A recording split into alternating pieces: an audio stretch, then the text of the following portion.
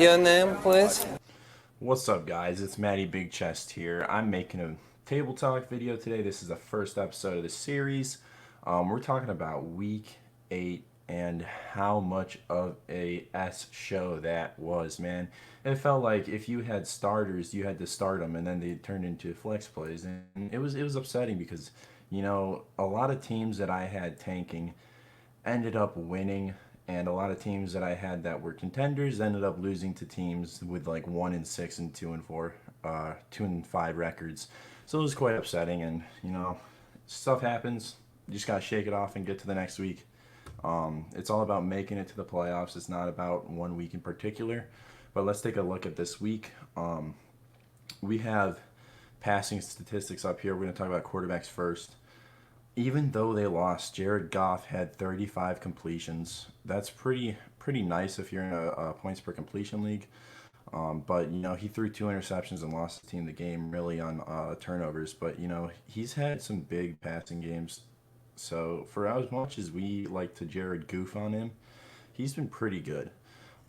Patrick Mahomes put the team on his back. Clyde Edwards-Helaire and Le'Veon Bell had like no work.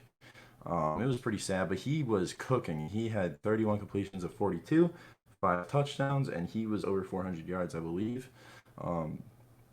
Drew Brees had himself a game. He had 31 completions with 2 touchdowns. I know that Jared Cook had a nice game as well, being a tight end too, I think, this week. So, week 8 delivered for quarterbacks. Nick Foles was somehow in the top for completions with 2 touchdowns. Darnell Mooney had a nice week. He finally connected with Darnell Mooney on some deep shots. That was big. And yeah, so it was a good week for quarterbacks. Matthew Stafford cracking the top 10 in fantasy scoring. Here we go with the let's go to the quarterback passing stats in our league. We've got Mahomes just destroying it with 55 points in a Scott Fishbowl scoring league. Stafford with 25 in a Scott Fishbowl league. Let's sort it by points. So it was Mahomes, Russ, and Rivers that really delivered. Rivers being the surprise this week. But that's really not a surprise going up against the Detroit defense, which is so weak. So, it was a shit show for week 8. I'll continue to say it. But, you just got to get through this week, man. Like, there's next week. Start your studs. Always start your studs. That's what I've been told, and that's what I'll always do. So, it was a rough week for everyone. Don't worry about it. Now, going to rushing yards for week 8. Dalvin Cook obviously on top. Dalvin Cook was destroying it. 163 yards and 3 touchdowns. If you played against Dalvin Cook, I'm sorry. If you played Dalvin Cook, good for you, man. He came back healthy from that groin injury and he dominated. We talked about him being questionable, but if he was playing, you'd want to play him because it's a cold weather game. Kirk Cousins not going to pass the ball so much. Look, he had 30 attempts, 163 yards and 3 touchdowns. Josh Jacobs, 31 attempts, 128 yards. He did not get a touchdown though, so that hurt you in fantasy wise, unless you have unless you have points per attempts. J.K. Dobbins, man, J.K. Dobbins had a nice game against the Steelers defense. He had 15 carries for 113 yards, breaking the 100-yard club. That's big for J.K. Dobbins. I did a little film breakdown on him. Thought he was going to do a little bit more this week, but I think he might have got. No, I don't think he got a touchdown, but 113 yards is still a lot, especially on 15 carries. That's good against one of the best defenses. Derrick Henry was a little bit disappointing against a weak Cincinnati defense. You wanted him to be the RB1 this week. He ended up being the RB like 3 or 4. And then we go to Damian Harris. I kind of thought he would have a good game, being it so windy and Cam not being able to pass in the wind. He had 16 attempts for 102 yards and a touchdown. That's nice, guys. That's very nice from Damian Harris. If you have Damian Harris, it's kind of hard to know when to start him, but you just have to look at the weather, I guess. Bill Belichick running a lot with Damian Harris. He put the workload to work, man. 102 yards and a touchdown is not a joke. David Montgomery, a guy that I've consistently ragged on. Never thought he was really that good. 21 attempts and 89 yards. And then he had some receiving work as well. So, that's pretty good for David Montgomery, even for like the amount of opportunities he had. It's David Opportunity, I think he's been called. Um, yeah, it was. I don't want to talk about these Indiana running backs as a Detroit Lions fan. It was sad to watch. You know, the defense was playing so well to start, stuffing Jonathan Taylor, and then they bring in Naheem Hines, and he does backflips over and over again in the end zone. That was annoying to watch, but you know he had a great game. I started Naheem Hines almost everywhere I had him. Jordan Wilkins had a heck of a game. Gus Edwards had a heck of a game.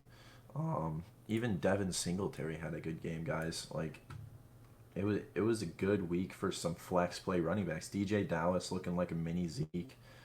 Uh, you know, that's all I can really say on the running backs. Bad week overall for the top running backs outside of Cook and Kamara.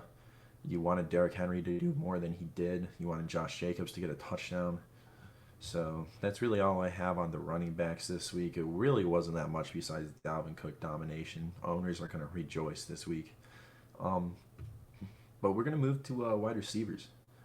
Tyler Boyd, wide receiver 8 on the season, and T. Higgins is emerging. There is a place for both of them in that receiving core. If you have both of them, like I do in a league, I'm starting both of them. It's not a bad play. I like starting both of them. Um, T. Higgins had more targets than Tyler Boyd this week. I believe he had 9, and Tyler Boyd had 7 or 6.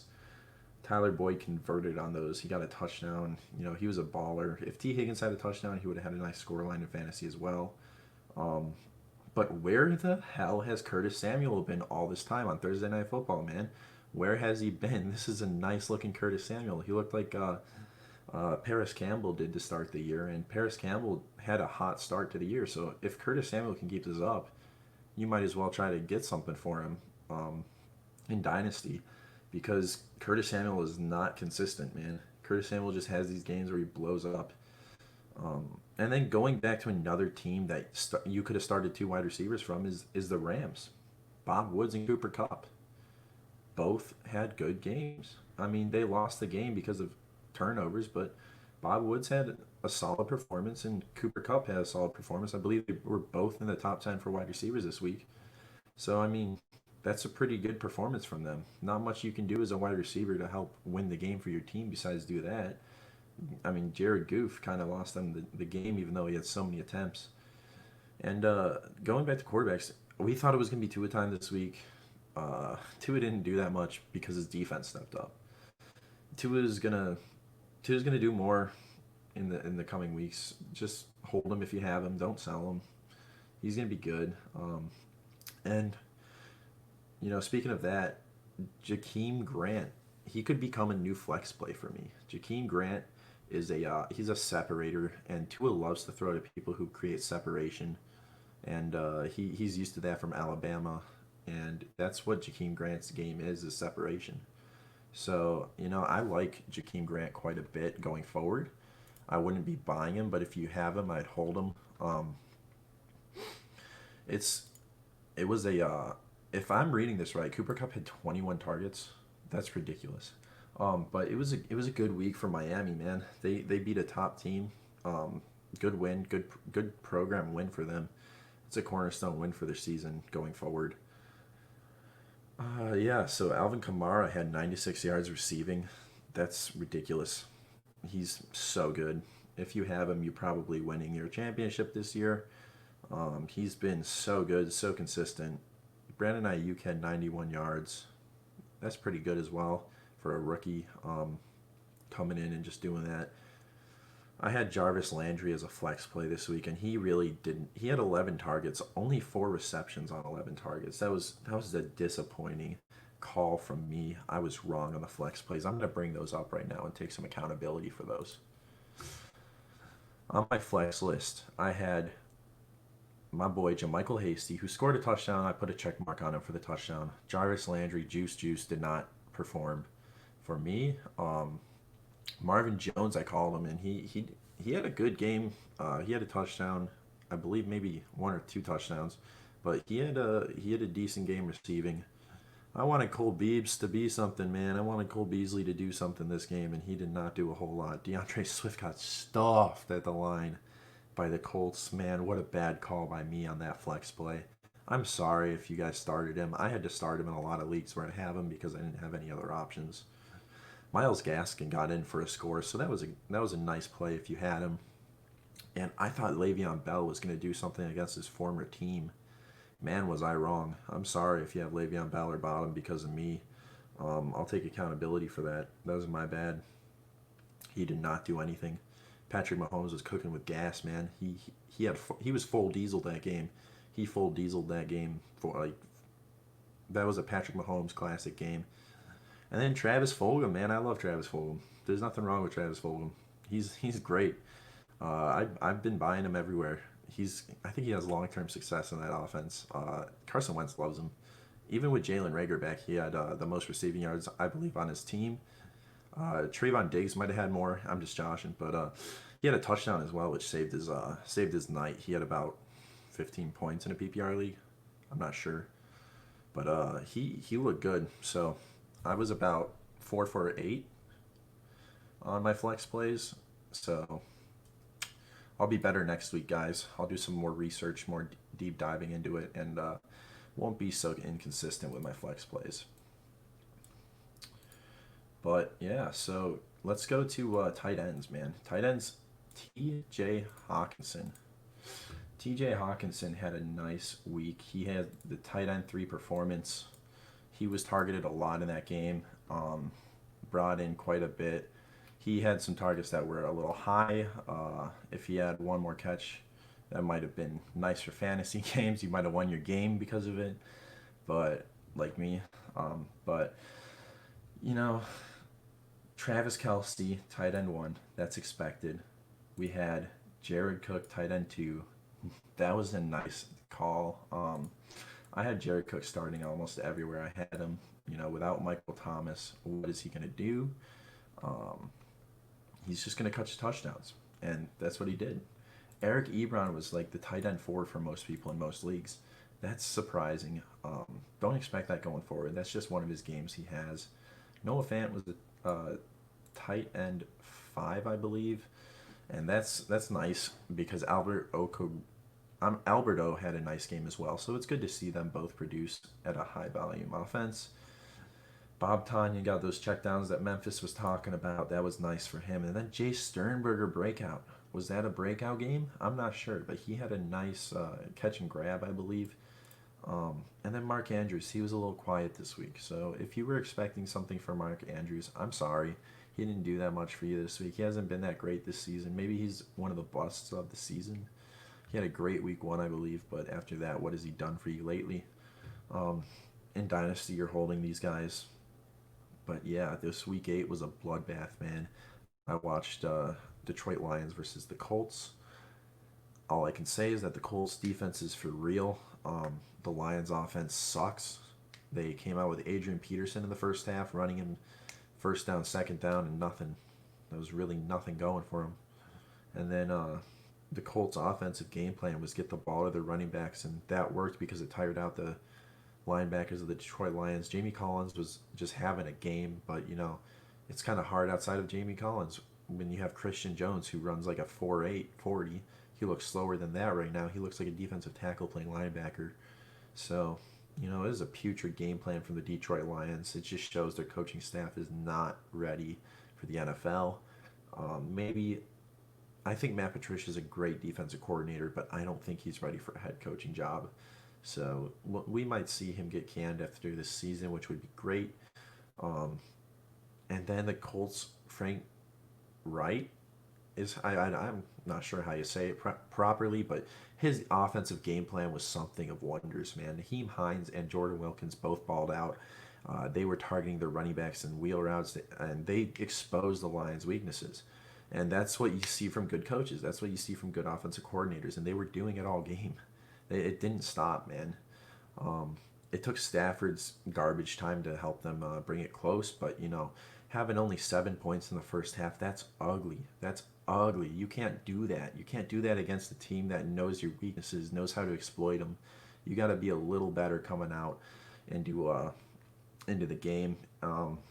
Cincinnati Bengals, man. Cincy had a nice game. Joe Burrow was cooking without three linemen. They played the Tennessee Titans, and I think they beat them. I'm pretty sure they did beat them. Ryan Tannehill, has he turned back into the pumpkin? I'm not sure, man.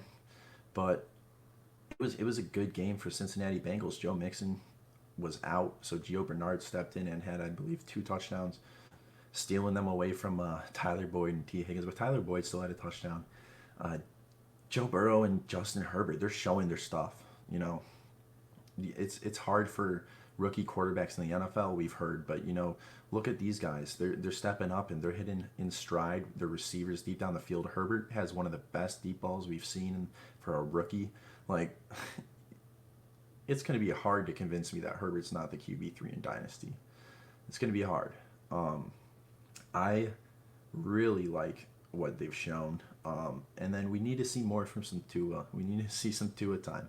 Can we get some Tua time, please? I'm not sure. But other than that, guys, it was a rough week for us in fantasy. It was a rough week because your tank teams most likely won, and your competing teams, unless you had Kamara and Cook, probably lost. So that's really all I have to say for you guys. It was not a good week. It felt bad for me, man. The Lions lost, my fantasy teams lost. Just not fun overall. So, I'm gonna kill myself! I'm going to kill myself, and it's your fault! Not really, but just a rough week overall. So that's where I'm going to leave you guys with just a short broadcast talking about week 8. It was a little all over the place. It'll get better. But like I said, Travis Fulgham's a baller, and that's where I'm going to leave you guys with. Cut Peterson. Cut Adrian Peterson. Later, guys.